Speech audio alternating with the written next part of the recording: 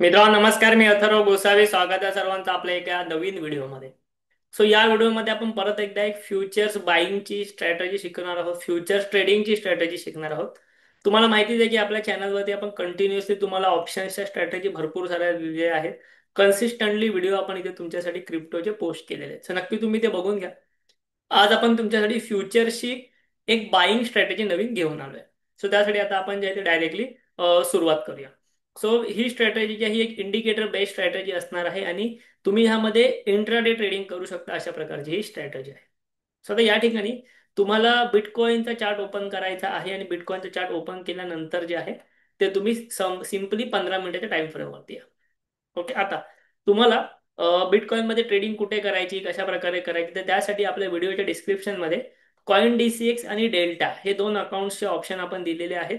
त्या दोन्हीपैकी कोणत्याही ब्रोकरकडे तुम्ही तुमचं फ्री अकाउंट जे आहे ते ओपन करून घेऊ शकता आणि क्रिप्टोमध्ये ट्रेडिंग करू शकता. ओके. व्हिडिओच्या डिस्क्रिप्शन मध्ये सर्व ऑप्शन्स तुमच्यासाठी उपलब्ध आहेत. आता अ, आपल्याला बिटकॉइन मध्ये माहिती आहे मुवमेंट जी आहे ना, जर मुवमेंट आली तर ती फार जास्त मोठी येते आणि ती कॅप्चर करणं आपल्यासाठी फार जास्त गरजेचं असतं. ठीक आहे. त्यामुळे इथे आपण आता एक सिंपल इंडिकेटर स्ट्रॅटेजी लावणार आहोत. ज्या स्ट्रॅटेजीचं नाव आहे बॉलिंजर बँड. आणि बॉलिंजर बँडच्या मदतीने आपण आज शिकणार आहोत ट्रेडिंग करायला. मी इथे येतो आणि या ठिकाणी मी इथे बॉलिंजर बँड्स जे आहेत ते टाईप करतो. तुम्ही तुमच्या डायरेक्टली अकाउंट्समध्ये म्हणजे जिथे तुमचं जे एक्सचेंजमध्ये अकाउंट असेल तिकडे सुद्धा बॉलिंजर बँड सर्च करू शकता. ओके. स्ट्रॅटेजी एकदम सिंपल असणार आहे. ही 15 मिनिटाची स्ट्रॅटेजी आहे.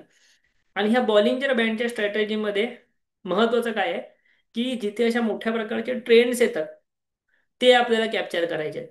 ठीक आहे. बॉलिंजर बँडमध्ये कसं असतं, जिथे तुम्हाला बॉलिंजर बँड अशा प्रकारे छोटा दिसतो म्हणजे मार्केट साईडवेज असतं, त्या ठिकाणी तुमचे काही स्टॉप लॉसेस हिट होऊ शकतात. पण इथे तुम्हाला ह्या मोठ्या मोठ्या रॅलीज जे आहेत, मोठे मोठे ट्रेंड्स आहेत, ते मी तुम्हाला कॅप्चर करायला शिकवणार. स्ट्रॅटेजीकडे व्यवस्थित लक्ष द्या. ओके. आता फॉर एक्झाम्पल मी आलो बॉलिंजर बँड वरती.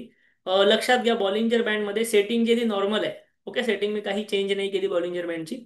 हा जो खालचा लेवल आहे ना, ह्या लेवलच्या खाली जर बॉलिंजर बँड आल्या, ह्या लेवलच्या खाली जर ह्या बॉलिंजर बँडच्या खाली जर मार्केट आलं तर त्याला आपण म्हणतो ओव्हरसोल्ड.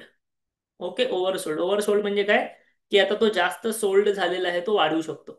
वाढू शकतो ह्याचा अर्थ असा नाही की लगेच घ्यायचा, कधी घ्यायचा मी तुम्हाला सांगणार, बट हा आहे ओव्हरसोल्ड झोन. आणि जर ह्या बॉलिंजर बँडच्या इथे वरती मार्केट गेलं, इथे वरती मार्केट गेलं, तो आहे ओव्हर बॉट झोन.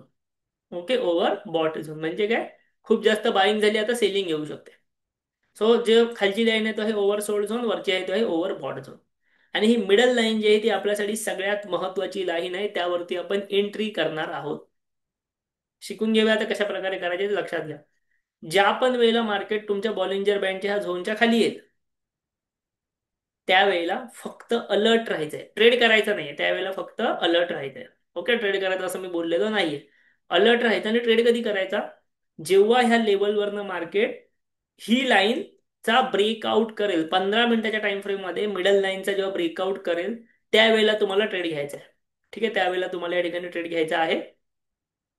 आणि तुमचा स्टॉप लॉस ठेवायचा आहे. समजा तुम्ही इथे ट्रेड घेतलात, या ठिकाणी कुठे ह्या ब्रेकआउटला तुम्ही ट्रेड घेतला, तर तुमचा स्टॉप लॉस ठेवायचा आहे तुम्हाला ओव्हरऑल ह्या लोच्या खाली. ठीक आहे. हा जो लो आहे ना, हा जो प्रिव्हियस लो आहे, ह्या लोच्या खाली तुम्हाला तुमचा स्टॉप लॉस ठेवायचा आहे. आणि या ठिकाणी तुमचा ट्रेड असणार.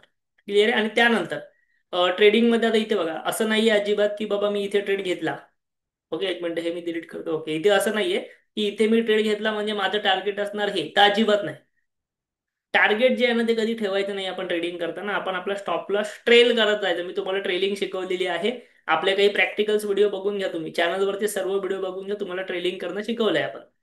ओके. तुम्ही या ठिकाणी एंट्री घेतलात की जसं जसं तुमचं मार्केट वर जात आहे, जसं जसं मार्केट वर तुम्ही म्हणाल की हा ओव्हरसोल्ड झोन आहे, बरोबर. हा ओव्हरसोल्ड झोन आहे, असू दे, आपल्याला एक्झिट नाही करायचे. आपण स्टॉप लॉस ट्रेल करत जायचं. ठीक आहे. ट्रेल करत जायचं, ट्रेल करत जायचं. आणि जसं तुमचा स्टॉप लॉस ट्रेल करत करत समजा इथपर्यंत आला तर इथे तो एक्झिट होणार, म्हणजे तुम्ही ओव्हरऑल एवढं प्रॉफिट जे आहे ते कॅप्चर केलेलं आहे एवढ्या स्टॉप लॉस वरती.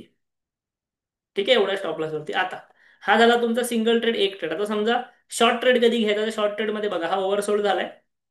ओव्हरसोल्ड झाल्यानंतर आपण अलर्ट व्हायचं. आपण अलर्ट इथे पण व्हायचं. ओके. आपण अलर्ट इथे पण व्हायचं. पण अलर्ट झाल्यानंतर तर मार्केटने परत एकदा मिड लाईन ब्रेक केली पाहिजे तरच ट्रेड घ्यायचा. आता मला सांगा, इथून मार्केटने मिड लाईन ब्रेक केली आहे का, नाही केली, ट्रेड घेण्याचा संबंध येत नाही. बट इथून रिव्हर्स होऊन मार्केटने मिड लाईन ब्रेक केली, सो हा आपण ट्रेड घेतला. या केसमध्ये आपला स्टॉप लॉस थोडासा मोठा येईल. ठीक आहे, थोडासा मोठा येईल, पण तुम्ही जर बघाल तर ट्रेल करत करत आपल्याला टार्गेट सुद्धा मोठं भेटते. लक्षात येते, टार्गेट सुद्धा मोठं भेटते.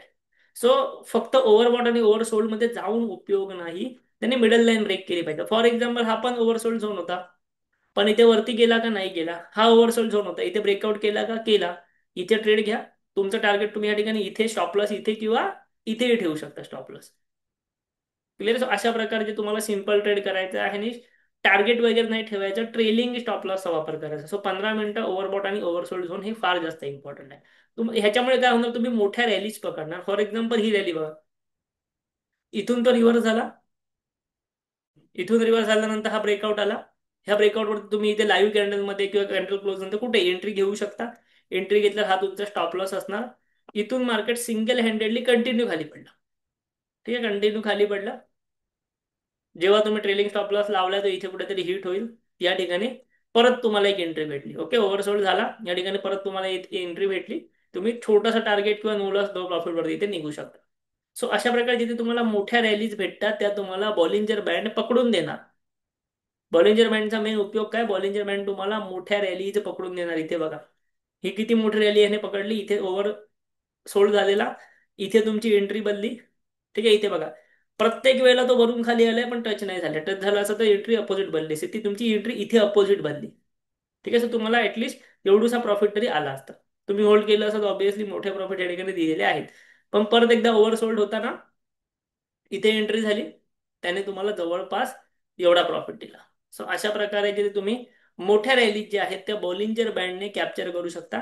छोट्या छोट्या रॅलीज मध्ये तुमचे स्टॉप लॉसेस नक्की हिट होणार, हे पण मी तुम्हाला सांगतो. छोट्या रॅलीज मध्ये स्टॉप लॉस हिट होणार, पण मोठ्या मोठ्या रॅलीज तुम्ही बॉलिंजर बँडच्या मदतीने फार चांगल्या पद्धतीने पकडू शकता. तेही बिटकॉइन मध्ये. केवळ बिटकॉइन मध्ये ही स्ट्रॅटेजी आपल्याला वापरायची आहे. 15 मिनिटाच्या टाइम फ्रेम वरती हे लक्षात घ्या.